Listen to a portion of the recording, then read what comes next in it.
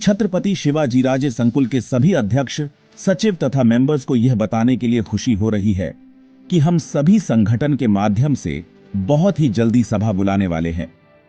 उस सभा में संकुल के डिमार्केशन का काम लगभग पूरा हो चुका है और फिजिबिलिटी रिपोर्ट बनाने की शुरुआत हो चुकी है।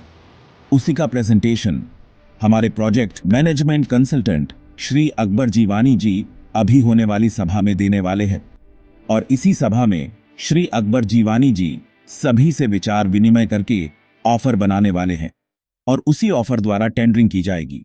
अभी हाल ही में दैनिक लोकमत में महाराष्ट्र के माजी मुख्य सचिव श्री सीताराम कुंटे साहब ने कहा कि आज के समय में सस्ते घरों की जरूरत एक गंभीर विषय बन गई है। जब सस्ते घरों की परिभाषा तय की गई थी तब किराए के घर की वह क्षमता देखी जाती थी कि क्या एक व्यक्ति 10 महीने की आय में उस घर का खर्च वहन कर सकता है या नहीं। यह परिभाषा मुंबई जैसे शहरों पर पूरी तरह लागू नहीं होती। मुंबई में घरों की कीमतें बहुत अधिक हैं और यदि घर का खर्च व्यक्ति की मासिक आय से बहुत ज्यादा है तो उसे सस्ता घर नहीं कहा जा सकता। भारत सरकार के शहरी विकास और आवास मंत्रालय की एक रिपोर्ट के अनुसार मुंबई में अधिकांश घरों का खर्च मासिक आय के 50% से अधिक है। इसका मतलब यह है कि मुंबई में वास्तव में सस्ते घर बहुत कम हैं।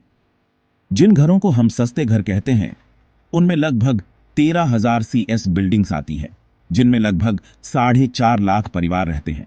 ये सभी किराए पर हैं, लेकिन इनमें से एक भी घर खरीदने के लिए उपलब्ध नहीं है। इसलिए पुनर्विकास ही एकमात्र रास्ता बचता है। लेकिन पुनर्विकास के रास्ते में क्या अड़चनें हैं और हमें क्या करना चाहिए? हमें जो करना चाहिए वह हम नहीं कर रहे हैं। इसलिए पुनर्विकास ही एकमात्र समाधान है। पुनर्विकास तेजी से हो, इसके लिए सरकारी स्तर पर निर्णय लेने की प्रक्रिया को गति देनी होगी। इसके लिए प्रस्ताव से लेकर निर्णय तक की पूरी प्रणाली में बदलाव करना होगा। राज्य सरकार ने भी पुनर्विकास को बढ़ावा देने के लिए नीतियां और कई रियायतें घोषित की हैं। फिर भी पुनर्विकास की गति धीमी क्यों है? इसके कई कारण हैं। सबसे स्पष्ट कारण यह है कि रहने वालों के बीच सहमति नहीं होती, फिर निर्णय प्रक्रिया में बाधा आती है। इसके अलावा नियमों की जटिलता, भूखंड क्षेत्र की शर्तें, बिल्डरों की मांग और प्रमाण पत्र प्राप्त करने में लगने वाला समय, यह सब भी समय पर प्रोजेक्ट पूरे नहीं होने देते। इसके अतिरिक्त अदालतों में मुकदमेबाजी भी बढ़ गई है, क्योंकि कई बार पुनर्विकास में पारदर्शिता नहीं होती।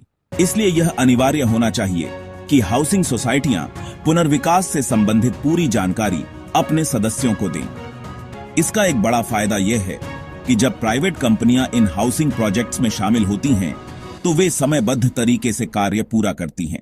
मुंबई में कई प्रोजेक्ट अधूरे हैं या धीमे चल रहे हैं, इसके पीछे यही सारी वजहें हैं। इसलिए मुंबई जैसे महानगरों में बड़े पुनर्विकास प्रोजेक्ट्स के लिए फास्ट ट्रैक निर्णय प्रणाली आवश्यक है। आज हर फाइल जब ऊपर तक जाती है तो उसमें 2 से 3 साल लग जाते हैं। इसलिए नीति आधारित दृष्टिकोण अपनाकर पूरी प्रक्रिया को समय सीमा में बांधना आवश्यक है। इसके लिए एक स्वतंत्र अधिकारी प्रणाली होनी चाहिए और अगर वास्तव में सस्ते घर चाहिए तो पुनर्विकास की गति को बढ़ाना ही होगा। सभी सदस्य को सूचित किया जाता है कि हमें भी एकजुट रहकर संगठित होकर पुनर्विकास कैसे जल्द से जल्द आगे बढ़े उस बारे में सोचना चाहिए। हमारा हो सपना एक घर हो अपना, इसे आश्वासित करने के लिए सदैव प्रयत्न करना चाहिए। आपका Shri Akbar Jiwani, project management consultant. धन्यवाद।